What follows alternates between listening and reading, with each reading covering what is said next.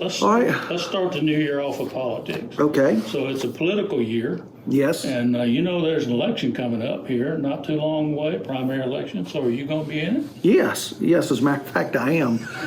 A lot of people, even today, even an hour ago, I was with someone, and I don't know where the rumor started that I wasn't going to run, but certainly a lot of people in the last week have, that I've told or have asked me, well, we heard you weren't running. I'm like, no, I've never said that. I'll tell you, Mike, a couple of years ago, I think I know I told some people, well, I don't know if I will or not. When my wife retires and we start having grandchildren, I don't know that I will run again, but this was a couple of years ago. Well, I mean, my wife did retire and we do have a 4-month-old grandchild, but I still never told anybody over the last, few months that I wasn't going to run. So it's just sort of been funny in a way that a lot of people seem puzzled and stunned when they find out, or this week have said, oh, you mean you're running? Well, yeah, I'm running. I never said I wasn't, just that, when my wife retires and we start having grandkids, that's when I'll start thinking about retirement. So anyway. Well, then we can put those rumors to rest here, right here. Well, yes, I've sent my qualifying papers to run for superintendent off to Montgomery, to the State Department of Education, to be certified. Now, if you're running for superintendent of education, you have to turn in an EXS form to the state superintendent, who certifies that you're qualified and gets that information back to the local probate judge and election officials to certify that you're qualified to be on the ballot. So I've There taken is care a of that. qualification process for all county superintendents now? Is that correct? Elected, if you're an elected county, well, actually, yes, there are 37 elected county superintendents. And in addition to having teacher certification and educational administrative certification, there are a few other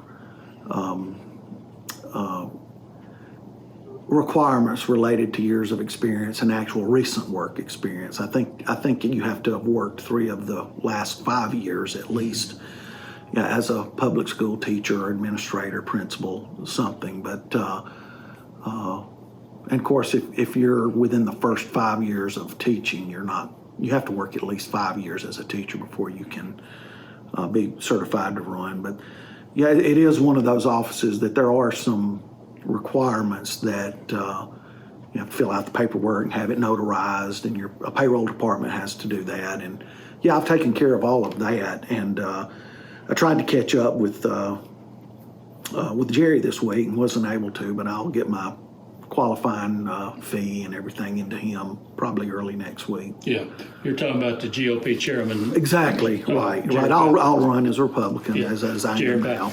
Yeah, well, he's a busy man. I wish you good luck in catching up with him. Now, you're a former teacher yourself, I know. Yes. Have you ever taught or worked in any other school system? Yes, I worked for a couple of years in Tuscaloosa City Schools at Central High School West Campus, the 9th and 10th grade campus, back when there was a Central East and Central West. Central West was the 9th and 10th grade. Central East was the 11th and 12th grade. So yes, I worked a couple of years at Central High School, 2000 to 2002. And how many years here? 33 here, so 35 total. 35 in the classroom, total. as a classroom teacher. No, not as a classroom teacher. I would say 13. I think 13 as a classroom teacher, 3 as an assistant principal, about 10 as a principal, and 8 now, or I'm on my 8th year as a superintendent. 8 years as super? Yes, this is my 8th year. This 2022 will be my 8th year. Okay. Second term. Yes, So you'll be running for the 3rd term. exactly. Okay. I ran in 2014. Was the first year I ran for election, and was fortunate to win a runoff and then the general election. And then in 2018, I was unopposed, which that's always nice as well if you're running for office. So it's good to have some experience behind you. I don't know if you have any competition. I wish you the best if you do. Thank you. I won't dwell on the election process. We'll talk about that some more as time goes by. Sure. I do want to ask you a few things about what is coming up as school gets back underway. I know it's an ever-changing situation with the schools, but one thing I want to ask you about in particular is related to the situation dealing with parents and the COVID crisis. Excuse me. Just recently, Paul DeMarco wrote an op-ed, and he was talking about the Alabama Association of School Boards not renewing their membership with the federal partner, the National School Board. Right. Because of, I think, the position that they took when they called or classified parents who attended school board meetings and their behavior at school board meetings. They actually called them terrorists. Right. And while I know that some of the behavior might have been a little bit outrageous, the position that they took probably offended some people, but the descriptions that were, the labeling, I guess, that they placed on parents and the controversy that surrounded that has caused a lot of discussion. I'd just like to get your thoughts on that and what's going on with parents and school boards. Well, you're right. Now, of course, our school board, we're in Alabama. We have the Alabama Association of School Boards. Sally Smith is the director. As a matter of fact, one of our former board members, Mike Oakley, was the president-elect of the AASB when he decided to step down as a board member and run for mayor of Centreville. But our board members are members of AASB, the Alabama Association, and as you said, the National Association, the National School Board, NSBA, they wrote a letter to President Biden, and in the letter they characterized a lot of these contentious school board meetings. They referred to some of these parents and others as terrorists. They actually called them terrorists, and a lot of school board members, not just in Alabama but around the country, were offended that the National School Board Association would call some of their parents and constituents terrorists, which they're not. As you said, perhaps in several instances, some parents have attended school boards and they haven't been as civil as we would like, but certainly not terrorists or domestic terrorists or anything like that. So Sally Smith, she and the executive board of the Alabama Association of School Boards discussed it and made the decision to disassociate with the National School Board Association. And not just Alabama, I think there were 12 or 15 states that have done the same thing. And I think Sally had even mentioned that this was just the last straw, that the National Association had sort of seemed to move away from their primary, one of their primary beliefs was local school autonomy. And, certainly that none of, I don't think there are any local school boards, certainly not ours or any others in Alabama, that felt like the federal government, the federal troops needed to be called in to local school board meetings. There's no doubt that we've seen videos that there were very uncivil actions and not terrorism, not to the point that you want to ask the president for federal intervention in a local school board meeting. So, yes, the Alabama Association of School Boards has completely withdrawn from the National Association, and that's not a big deal. We still have a good, the Alabama Association of School Boards is Dr. Smith, Sally, has been a very good leader of that group, and I think every school board in Alabama agreed with that disassociation with the national group. National group, I think, was getting a little too political and a little too one-sided political. I think the investigations have actually shown that their letter to President Biden, actually there was, I think there was some little collaboration with the Department of Justice and the National School Board. So absolutely. Well, when you're bringing this down to the local level here in Bibb County, I know back in August when school started, we had an issue where we were implementing some requirements for masking students. We had some parents attending the board meeting here in August. We had some what I would call irate parents about the policy. Right. But they were allowed to speak. Yes. And those parents were allowed to say what they had to say. Some probably went too far with their opinions. But the board was very patient with those parents. Yes. Now, since that time, what's been the situation? Well, our mask mandate, we feel like it did help us keep our COVID cases or Delta variant, keep them a little in check. It ended at the end of the first 9 weeks, was right around December the 8th, 9th, 10th, somewhere along in, October, around October the 10th, 9th or 10th, we ended our mask mandate, still highly encouraged, but by late September, our cases dropped as they did in the rest of the state, to the point, into November and even December, we had fewer than 5 positive cases in our school system. In any given day, we were fewer than 5.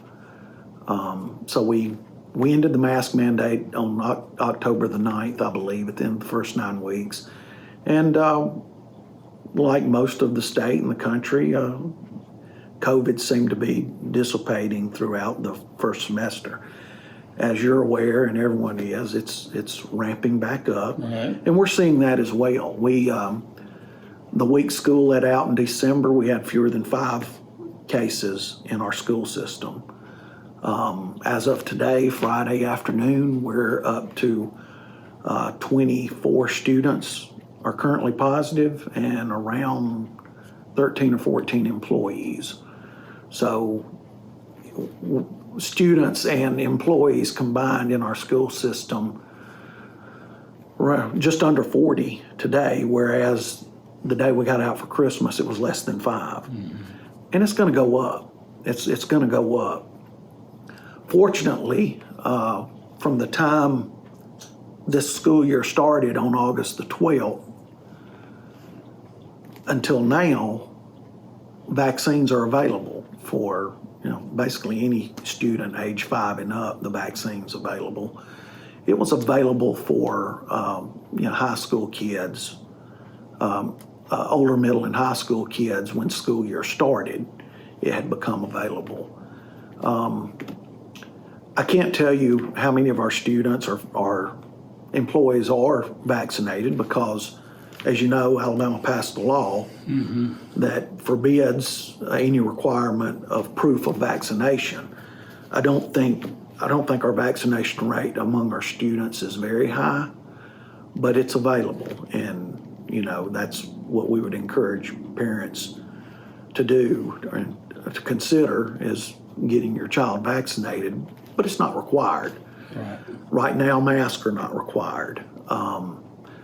The guidance changed this week on the length of quarantine. Right. which has been frustrating, but we think we know where it is right now. Do you think that there will be another move or pressure to return the mask mandate with the new increase in cases? Well, I mean, I don't know. I don't think so. I can't speak for the board. With the availability of vaccines now, with the vaccination, that certainly seems to be the preferable way to go. Like I said, we've just this week received new guidance on quarantine length as far as our close contacts. It was reduced from 10 days to 5 days. And the only mask mandate we will have is what has come out, and I'm actually working on getting this out to share, is our guidance now says if you're positive, if you test positive, it's 5 days of quarantine, and then if you have no symptoms or very mild symptoms, after 5 days, you can return to school, but you have to wear a mask for the next 5 days. So that as far as mandatory masking, that's if you're coming back from a 5-day Come back from an illness. from a COVID positive. Now, if you've been vaccinated and you're a close contact, you don't have to quarantine if you've been vaccinated.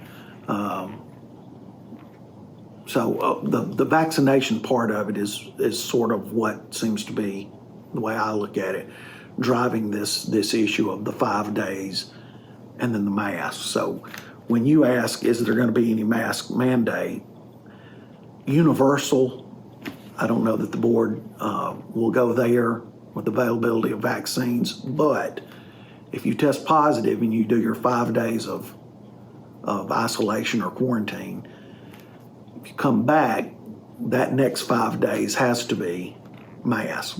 Right. And that would be where we would say, well, it's required if you're coming back from an actual positive COVID after 5 days, you have to be masked for the next 5 days. And really, if you've got symptoms, you should do the full 10 days, but that's where we are with that. I've actually got speaking of AASB earlier, Jane Harold Williams, the lead attorney, has created a rubric that we've shared with our nurses yesterday that we're going to get out to our parents, but it basically gives all the scenarios. I've been exposed, I'm positive, I'm vaccinated, I'm not vaccinated, and it's going to lay all of that out. So we'll put that in the paper if you want to. Well, we could do that, sure. I'm going to try and get it on our social media page. We'll put it out too if you like. Change the subject on you. Before I do that, though, have you seen a tempering down of the rhetoric and a cooling off from the parents that were upset back in August? I mean, I would say so, yes. Yeah, you're not hearing from anybody. Well, we dropped the mask mandate in October at the end of the first 9 weeks. So I'd have to say I haven't really heard any complaints since then. They cooled off if you're not hearing from them. I would say so. And Mike, I would say that, the parents that are so anti-mask, and a lot of them, the reasons differ. Some felt like, well, it doesn't work when, doctors and health experts are telling us they help Right. keep the spread down. Many said, well, it's my job as a parent, it's my child. I should have a right to determine whether my child wears a mask or not. And certainly we hear that and understand it, but the way the board approaches these type of situations, and certainly me, the superintendent, we're concerned about the health of your individual child as a parent, but we also have everybody's kids to be concerned about. And when you make a decision that you feel like the advice and recommendations you're getting from your medical community is what's best for all of the students. It's nothing, it's never personal against you individually as a parent of whether you agree with it or not. It's once you're responsible for every child and not just your own, it's a lot bigger picture. And I think a lot of parents either don't see that or don't consider it. But when you're responsible for all 3,088 children versus just your child, it's a lot bigger picture, and it's a lot more responsibility. Yeah. And I regret that a lot of parents that They really only see their side. They never well, look at the other side. and nobody disagrees that, as a parent, you have certain rights as to what your child does and what medical treatments they receive. But again, when you're responsible for all of the children, like the board is, it's a lot bigger picture than just, what's in your square. So. Well, let me ask you about one other topic that gets a lot of attention these days, and that's the CRT subject. Again, it's a political season, so this comes up every day in news one way or the other. The CRT does. The Alabama Board of Education passed a resolution back in the fall saying that Alabama is not going to teach any form of critical race theory in the Alabama schools. Governor Ivey, in her current political posturing and campaigning, talks about that we don't have it in Alabama schools. Gary Palmer, our representative Congressman Gary Palmer, back in September, in front of the U.S. Congress, passed out in a Senate hearing a handout to that committee that he was talking to, a handout that demonstrated that critical race theory is being taught in 30 school districts in 15 states. He didn't say specifically Alabama. Okay. But his information came from the Manhattan Institute that he handed out. That was in September. And he also passed out a memorandum from the National Education Association endorsing the teaching of critical race theory. Now, while Alabama and every conservative state says that we're opposed to critical race theory on its face, there are many ways for critical race theory conceptually to creep into our curriculum. And that's what I want to ask you about. Do we have a way to know, I know it's not being taught as a subject matter. I know it's not being taught as part of the curriculum. I know it is not an approved part of our course of study. But do you as a superintendent have a way to monitor what's going on in our classrooms? I'd say our parents and students have done a pretty good job of handling that. While not critical race theory, I guess it was a little over a year ago. It was the fall of 20 during the lead up to the general election, Trump and Biden, that had several parents bring it to my attention, and I think the principal's attention too, of it was a supplemental material, a week, it's called Scholastic Magazine, but it's what at least I had when I was in school. We called them the weekly readers or things, but it's supplemental, it's current events type supplemental magazine. And several parents, kids had brought it home and they found things that, while not what I think anybody could say is critical race theory, definitely seem politically one-sided. Mm-hmm. And we're talking about articles leading up to a presidential election. And of course, we stepped in, or I went and met with the principal, and we pulled those and asked the principal and teacher, really, you need to read these, before you hand them out to students, because like I said, these are supplemental current event type newspapers. They're magazine form now. And when I was in school, or we were in school, it was like a little weekly reader newspaper. Yeah. But clearly, and my job as superintendent and the board is to be as unbiased as we can be. Obviously, we mentioned at the outset, I'm running for superintendent. I have to qualify generally as a Democrat or Republican, and I'm Republican and run Republican.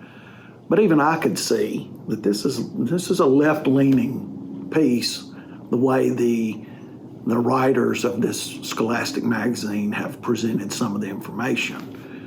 And again, that was not because I get a weekly reader and read it myself before it's handed out, but the parents saw that, and that let me know, principals, we need our teachers and you to anything that's coming in like that, we need to read it, and if it sounds like it smacks of hard lean to the left or the right, that's not what we want. We want to try and find materials that are, fair and balanced and even. So that's an example. But as far as CRT and your original question,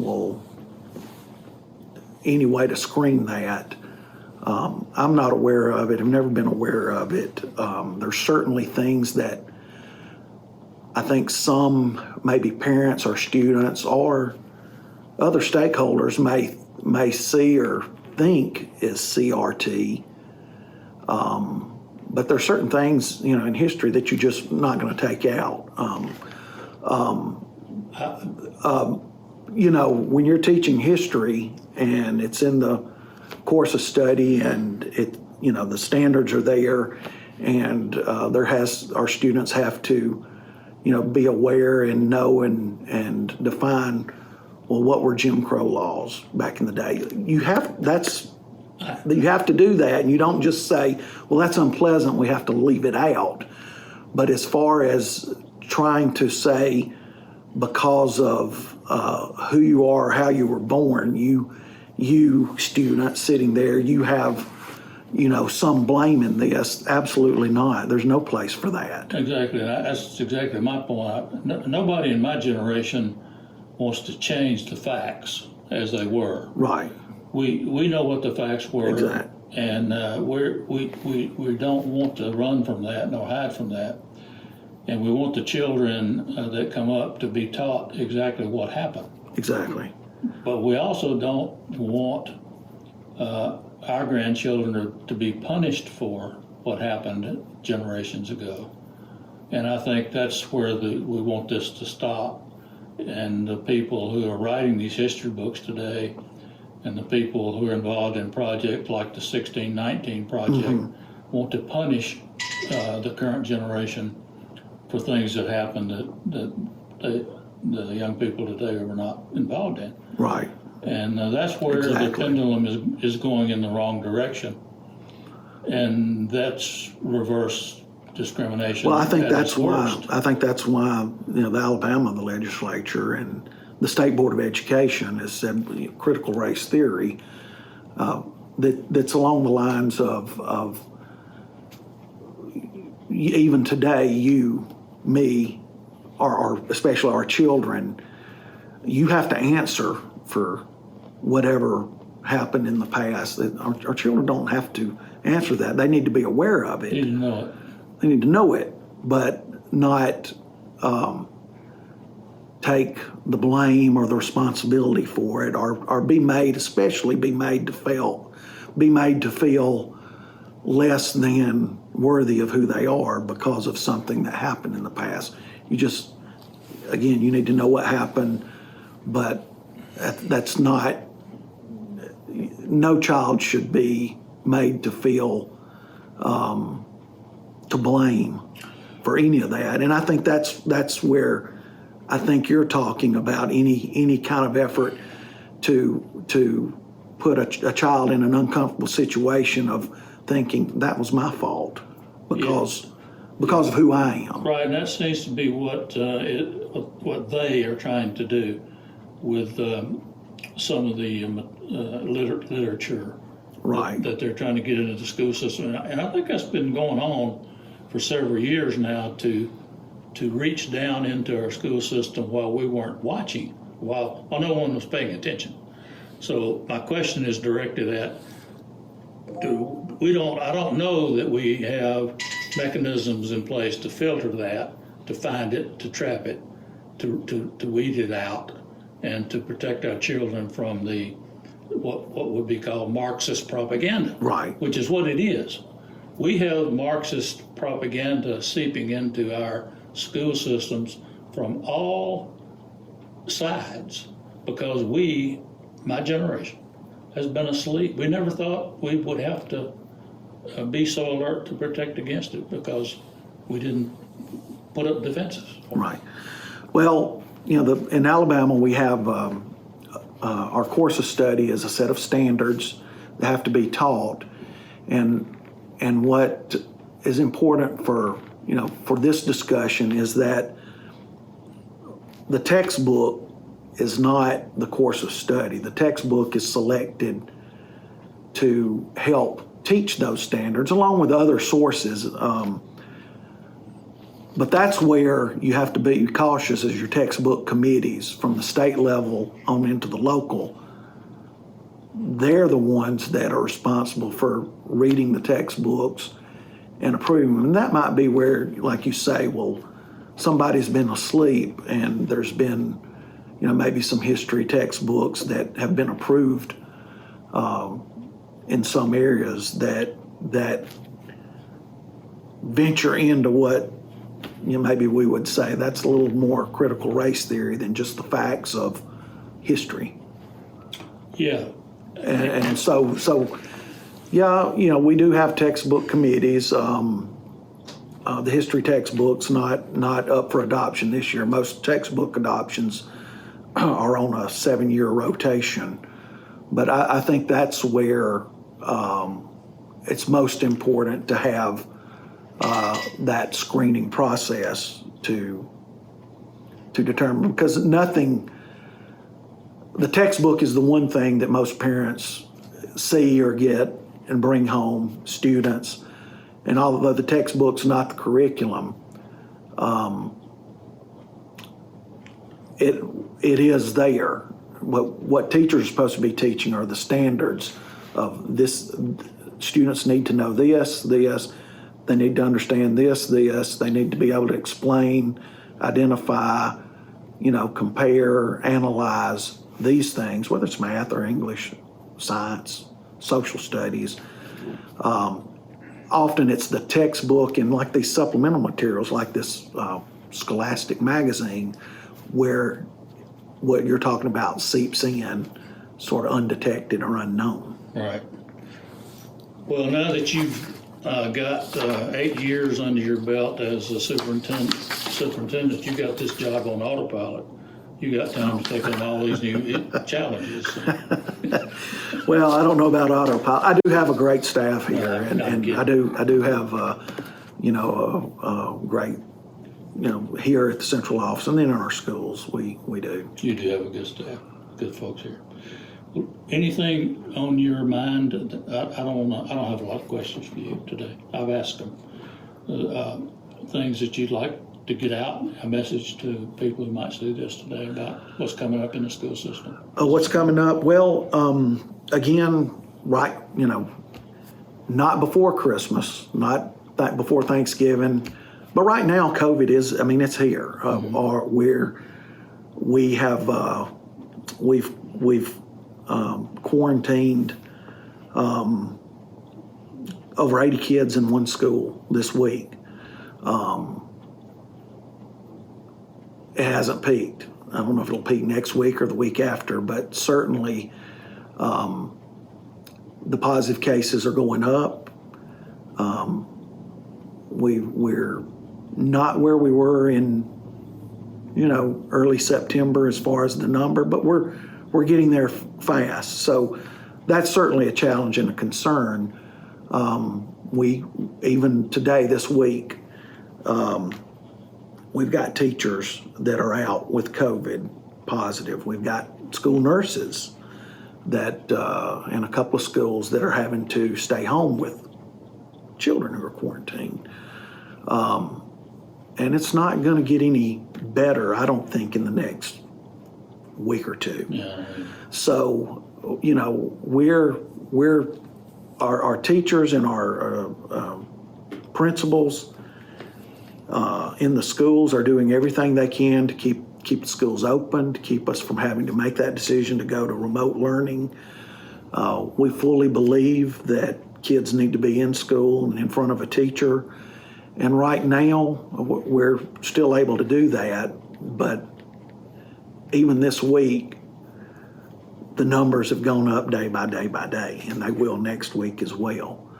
So the, negotiating, keeping school open with the COVID numbers going up, that's a challenge immediately just for January.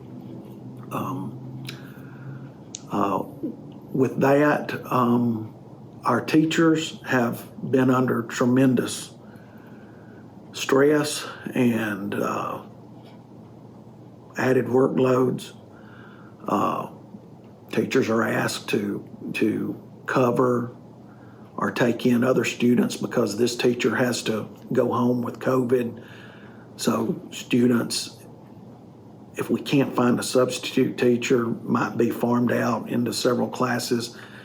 And again, our teachers they're doing everything we can to keep the schools open when we have this sort of explosion of COVID positive and quarantine issues. I'm glad to say that last year we only closed all the schools for about 2 weeks. The week before we got out for Christmas and the week coming back, we just had an extended Christmas break last year, and that's simply because we didn't have enough adults in the building to adequately, supervise and teach and feed kids.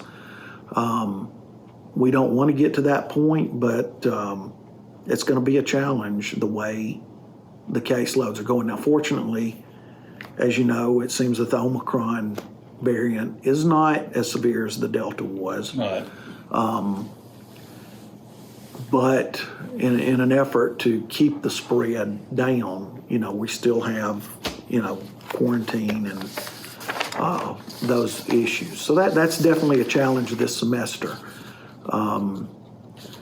Because of that, again, our teachers have done a tremendous job, but a challenge is also teacher morale is just, it's not just here in Bibb County, it's everywhere. Yeah, I know it's everywhere.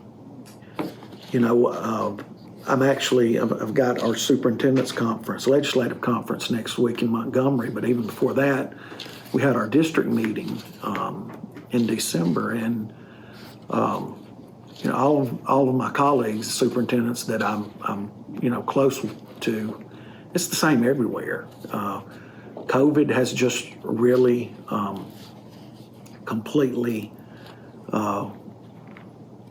impacted the morale of teachers because they're just having to contribute in so many ways to just keep the doors open. And the Literacy Act that was passed by the legislature, that kicks in this year. That's the third grade. If you're not reading at grade level at third grade, you're retained. Now, the legislature will consider delaying that for a year when they convene next week. I don't know if they will or not, but our teachers have already, our first, second, third grade teachers, it has required a tremendous more amount of documentation and work on them that they're having to do to document and prepare for that retention piece of that. So that's going to be a challenge. And again, it's we're already working on it because it's to go into effect, but it's a little frustrating to know that they may put it off for another year, but still we're all across the state, our early elementary teachers are preparing for that and working on that and documenting and doing small group work and trying to get our kids, especially this year's third graders, up to speed on that and reading at grade level. But that's going to be a challenge as well. And again, that whole Literacy Act has that's impacted morale of teachers.